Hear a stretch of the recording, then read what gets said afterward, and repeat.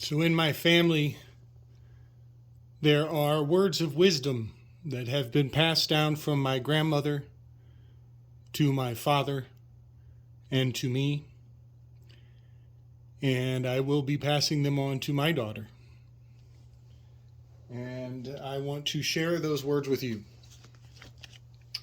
My grandmother said to my dad when he was young and foolish, I could tell you all the right choices, all the answers to all the questions in life. I could just hand them over to you.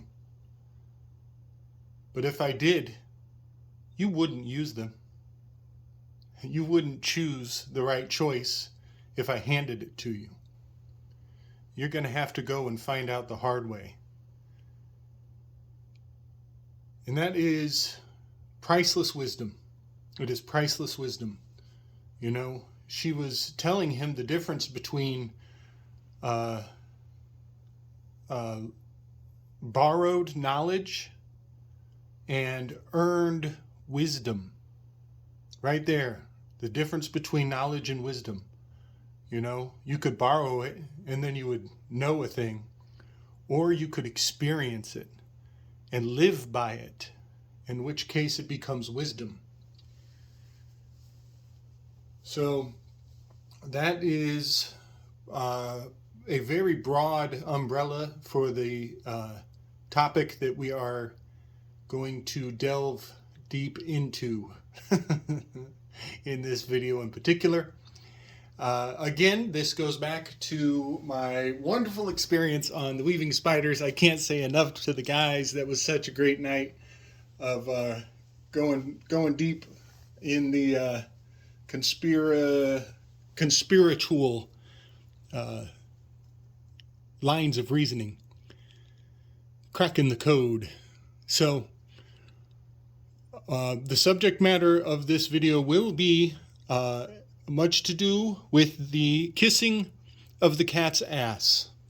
What is up with kissing the cat's ass? What the hell were those Knights Templar getting into in 1312 when the papal decree Vox in Excelso was sent out as an APB, a papal bull, rounding up all of the Knights Templar and burning Jacques Molay on Friday the 13th.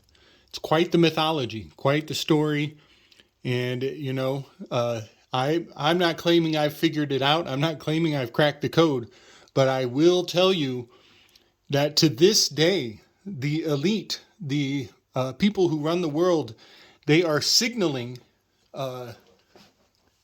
knowledge. They are indicating that they know the secrets of what the hell was going on with kissing the cat's ass. And by signaling that they are in the know, that they're in the group, they're in the circle of influence, you know, they are flaunting it in plain sight. But I believe that is, you know, they're winking to one another that they have the wisdom. And they could tell us if they wanted to, but we wouldn't fucking believe it, even if they told us directly. And also, I think, you know, those people are freaking psycho. You know, they are living in a delusional world that is hard for us to even relate to. So they're right. If they told us directly what the hell they're doing, what they're signaling, what was going on in those dark chambers with those initiates kissing the ass of the cat, we would not believe it. We wouldn't. We couldn't. It does not adhere to our worldview. So that's where I'm going to start. I'm going to start with, you know, Weltanschauungskrieg and the concept of worldview warfare. You know, making a foundation based upon a bad fundamental premise. And, you know, worldview warfare, in my last video, I was talking about decoder glasses and the many different examples of using decoder glasses as to see what the hell these guys are up to, you know, and there it is. There's that worldview The 3D glasses, the They Live glasses, the glasses from the Matrix that help them move about in through the code. So we're going to put on and analyze the worldview warfare of Darwinism. I believe that Darwinism is a foundation of science today that needs to be dismantled. It is standing on a bad foundation. And anybody who asserts that humans are merely animals is never going to come to a sound conclusion. I believe that Darwin was correct in the fact that animals, they are in their natural environment. They are, in an undisturbed, hermetic environment where there's no external influence to alter their behavior, because the animals belong in that environment. That is where he was observing them. So to clear his good name, most of what he was pointing out in regards to animals was quite correct, because they were untainted by external influence. So a lot of his observations, were kind of adhering to the prime directive of Star Trek, not to interfere with those lower beings. But when you apply Darwinism to human beings, you are dealing in one of the pillars of the Satanic order. And one of the 4 pillars of the Satanic order is social Darwinism. So again, I'm not dealing in absolutes here. I'm saying Darwin was quite correct in most of his observations around animals, but they have taken it too far by applying this philosophy to humans, because humans are by no means adhering to natural law. We are dealing in the laws of man, and thereby the prime directive has been broken. And so let me think if I can bring forward the 4 pillars of the Satanic order. Social Darwinism, egoism. All of this goes back to Mark Passio, by the way. Egoism, moral relativity, and the 4th one might slip through my fingers here. Moral relativity, egoism, Darwinism. There's a 4th one. So I'm not saying Darwin was a bad guy, much like I never would say Hegel was a bad guy. I'm saying they take his information and they twist it and put a bad spin on it. So social Darwinism is a bunch of bullshit. And so with this concept, social Darwinism, as our decoder glasses, we're going to decode the worldview warfare that has been, the wool that's been pulled over everybody's eyes. And I want to look at the history of building Darwinism into the social consciousness, and how this leads to the Lion King, how this leads to the monkeys exalting the lion, the baboon upholding Babylon. And that was a subject that we delved very deeply into in the Weaving Spiders episode. So I believe that using Darwinism as a social construct of humanity is an implement of dividing the Rh negatives from the Rh positives, the rhesus macaque bloodline versus the bloodline of kings, the royal house. And that is why the initiation scene of the Lion King is a monkey holding up a lion, almost as though he was kissing the ass of the cat. So Rafiki holding up Simba is symbolic of the Knights Templar initiation. And this sounds like foolishness and silliness. Trust me, I know. I get quite a laugh out of the very thought.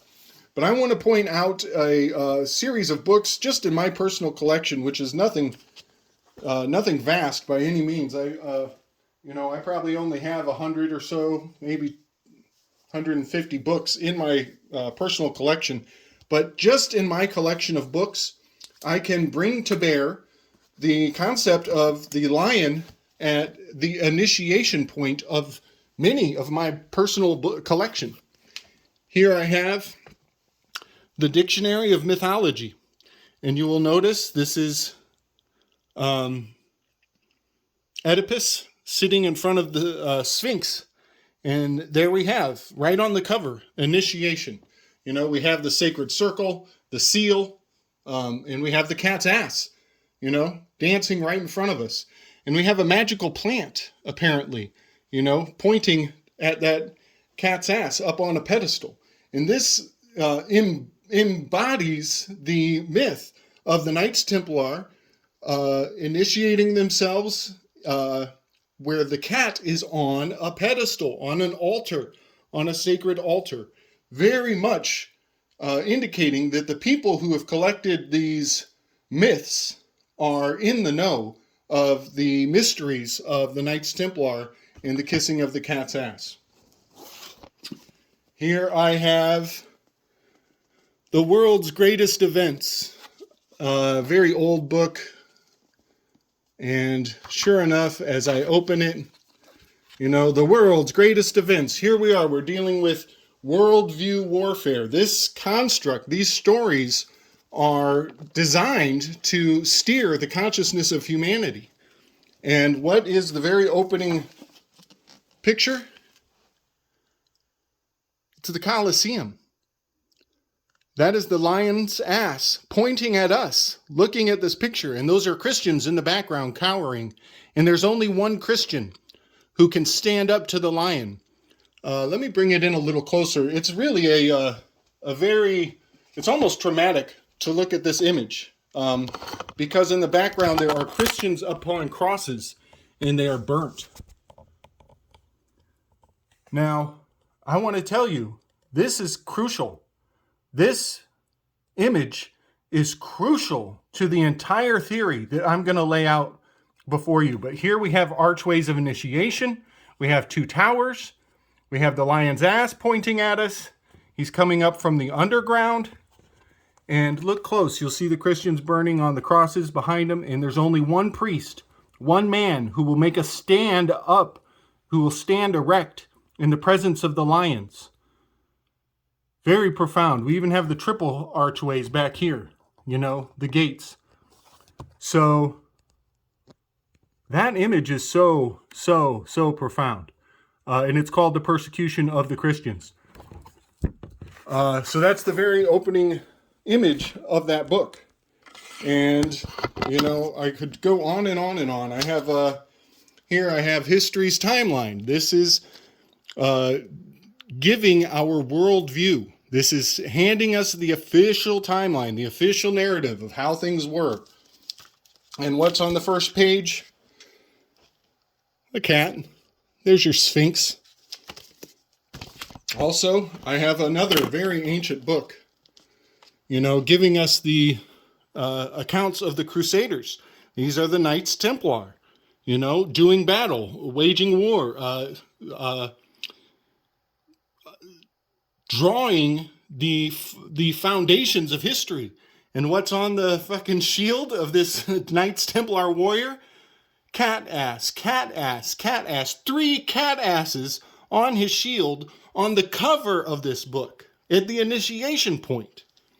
And so I have more, I have plenty more. The lion at the beginning is a very powerful symbol.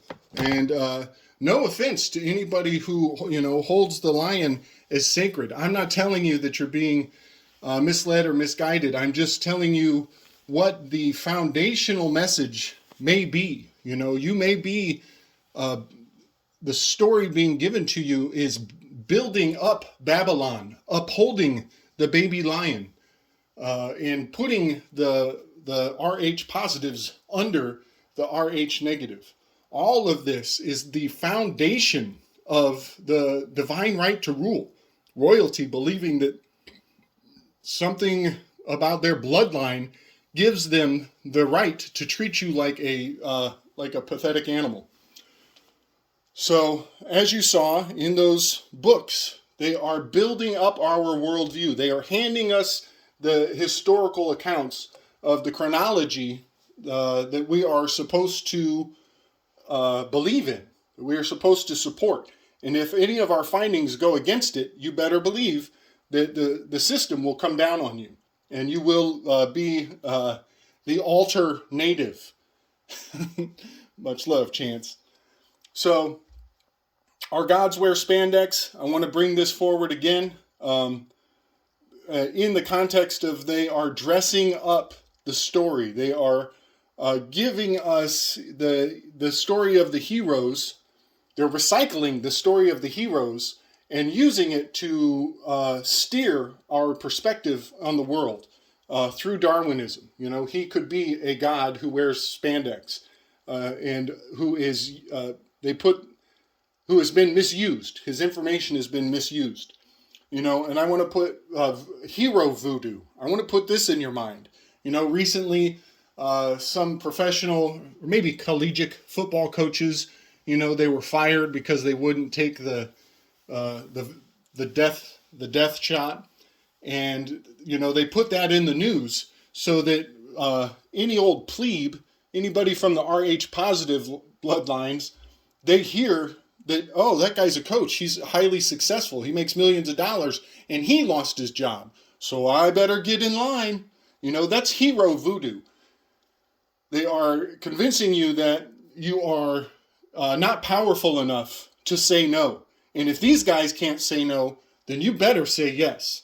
And that's on you. That's a decision you make. And meanwhile, they're going to tell you that voodoo doesn't exist. Voodoo doesn't work, while they use it right in plain sight. You know, these are the men of renown. Those coaches, they are men of renown.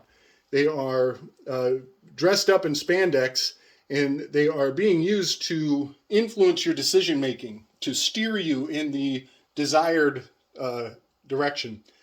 And I want to point out, you know, men of the hidden hand throughout history. There are many documents and photos of people of the secret schools with their hand in their breast pocket. That is, you know, that indicates that they have pierced through the veil. They have seen on the other side. And I would point out that's an HH88. That's very mercurial. So I want to go into some examples. We'll start in the olden days, and we'll bring it to modern day context. You know, Gilgamesh is the hero. He's the hunter. He is Orion. There's also Hercules. All of these are the same constellation in the heavens. And they are depicted having conquered the Cleonian lion. They are holding the lion. They get it. They've gotten the secrets of the lion, what the lion indicates, and what the potentially what that they've been initiated. We could say it that way. Cleopatra, that's a very interesting one. She has that Leo, see the Leo, and here's Petra, the stone. And my previous installations, we were talking about sacred stones and how they can be used kind of as a yes or no cipher to determine the will of God mythologically. But she wore a show stone on her tiara when she went to sleep. It was probably black. It may have been anthracite coal. It might have been a sacred magnet. People believe it was a magnet. But in her death scene, there is a famous painting of her when she died on her deathbed. Let me bring that forward. I've censored out her breasts. But look, there's a hidden hand reaching for the tiara off of her head. Very telling that the mystery continues as somebody has gained the tiara. Somebody took it, and it's been passed on from that point. A very interesting book, giving much credence to the possibility of Christ being the king of the world in the convergence of three nations, Rome, Egypt, and Persia, by Ralph Ellis. Well worth a look. And I will say, Ralph Ellis, he is a man of renown. He is a Mason. He may have much to do with that hidden hand, so read with caution. So, moving on to the story of the Sphinx. I can't help but see, this is the sphincter, the Sphinx, the lion's ass. We are talking about signs and symbols, indicating that those who know, they know what they're seeing, and they do, and it's quite the joke. Mercury, he loves to joke, he loves to clown. So the message always has a bit of a twist to it, to say the least. But the story of the Sphinx, and the story is that Napoleon infiltrated Egypt, and on the special night, when the stars aligned, that he climbed up the shaft of the Sphinx. He climbed up the ass of the cat, and he went into the king's chamber and did some magical meditative mojo mumbo jumbo. And when he came out, his hair was exploded like a cigar, and his soldiers said to him, what did you see? What happened? And his response was, "If I told you, you would not believe me." Sorry about that. There we go. If I told you, you would not believe me. Some would say that is the initiation of that quote. It comes from that night when Napoleon Bonaparte climbed up the sphincter of the Sphinx and had quite the vision. He went through the threshold of the king's chamber, and there's that threshing cattail, threshing back and forth, separating the wheat from the chaff. And Napoleon Bonaparte, he has a very interesting Lion King RH negative, RH positive name. Napoleon, there's the lion, bone ape art. And I believe this is this name is a construct. I don't think he is who he says he is. I think his whole story is suspect as hell. But the name Napoleon Bonaparte is upholding this worldview warfare of the lions versus monkeys. Napoleon, bone, ape, heart. He's got the lion bone and the ape heart. The strong, the firm is the lion. The soft, the heart is of the ape. So right there we have an alchemical wedding of the RH negatives and the RH positives built into his name. And his mythology of climbing up the sphincter of the Sphinx is very indicative of knowing the secret of the Knights Templar kissing the ass of the cat. So all of the, shall we say, secrets, modern day secrets, and debacles and controversy are hidden behind the gates. Watergate, Pedogate, Fauci-gate. We've got a lot of gates where the secrets are hidden behind the gate. And that is part of programming our worldview. We have been told that the gates are the location of the secrets, And I have said in the past, I'll say it again, the word gates very much translates to gatos. And I believe, personally, that one of the biggest secrets that all of this nodding, winking, and nudging of the men of renown is pointing to those who know the secret location of the crucifixion. I believe that they are pointing at the Lubregato in the Bezos River and the fact that Barcelona was the New Testament Jerusalem, and that the crucifixion scene happened just outside of Barcelona in the public purview there. Now, all of this blackmailing and all of this nudging and winking and hinting that we know, that we're members of the hidden hand, we are the influencers, and we will uphold this lions over the monkeys. And if anybody, lets the secret out, then, we'll come down on them. in a vicious way. I want to point out that I want to bring Roku's basilisk into the equation here. If you don't know what it is, then I am sorry for being the one to tell you about it. It is a bit of a cursed thought experiment.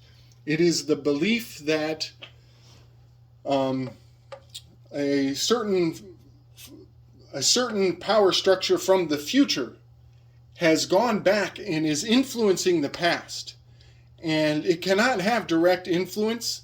Its influence is implications, hints, and allegations.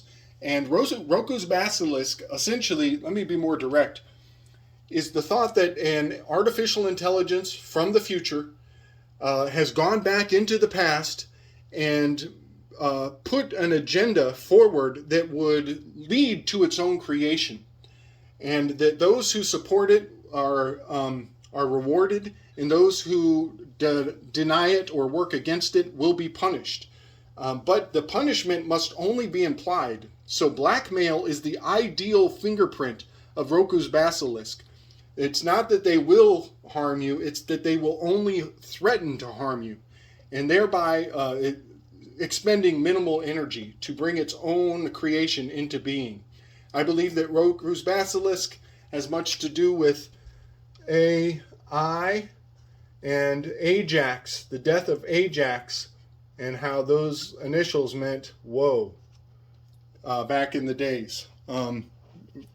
That's a whole nother video. I'm gonna get off of that.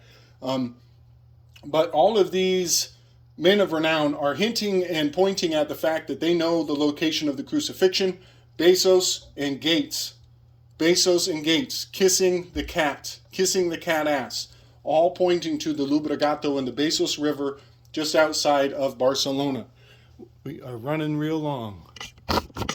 Yeah, I'm running pretty long, but I'm going to try to bring this all together with Universal Studios. At the initiation of every movie, there was a lion roaring, a lion in a circle, the lion, the seal of the lion, roaring at you as you are initiated into the film. And the secrets will be flaunted in front of you, and you have no idea what they're saying, no idea what's really happening. Lionsgate films, they don't even hide it anymore. You know, all of these at the beginning, all having to do with initiation, all pointing back to, the Lionsgate is an astrological event. Happens in August, those who know, the timing might be perfect. That might have been the perfect moment for Napoleon to climb up in the Sphinx, and he was, I'm going to move on. Aslan from The Lion, the Witch, and the Wardrobe. Could that be the ass lion? Is Aslan the ass lion? Is that possible? And I would twist that title. Here we go. The Lion, the Witch, and the Wardrobe. And there he is, right there, his little shadow of the lion down below in the underworld. And I'm going to twist that title. Could it be the witches, the line of witches? The ward or the robed? The ward would be the worried, the weak, the Rh positive. The robed would be the royal, those who are of the Rh negative bloodline. Could it be that those who know would read that title and see the Twilight language being sent into the worldview of humanity? The lion, the witch line, the ward, or the robed. Something to think about, in the context of the threshold, in the wheat and the chaff, the weak and the chiefs. And now I'm going to take you guys way in off the deep end, and I'm going to point out that Toxoplasmosis gondii, which is a parasite that is conveyed through the digestive system of cats. It has three very interesting letters. Three very, very interesting letters. D, M, T in reverse. Toxoplasmosis gondii has three very significant letters. And I'm going to bring my one of my favorite books of all time, in my collection is Dante. You know, Dante, he went in a journey into the underworld, you know. Dimethyltryptamine, 2 ethers, dimethyl, 2 spirits on a trip through the mines. Dimethyltryptamine, 2 spirits took a trip through the mines of the underworld of man. And here we have Dante facing the lion at the gates, at the convergence point. These are the 2 rivers, the Bessos River and the Lubregatos River. And that forms quite a delta, if you ask me. But this is tinted. This is darkness. This is Lubregato. This is an oily cat. Very, very possible that Tom Carberry's research concerning Barcelona and the New Testament Jerusalem has everything to do with the secret location of the crucifixion, and Dante was in the know and may have had access to DMT via the ritual of the kissing of the cat's ass. I am quite curious to find out if Toxoplasmosis gondii has a DMT component. That would really be something. But if they told us, would we believe them? It's quite a question. Something to think about. No doubt. Much love and respect, everybody. Peace.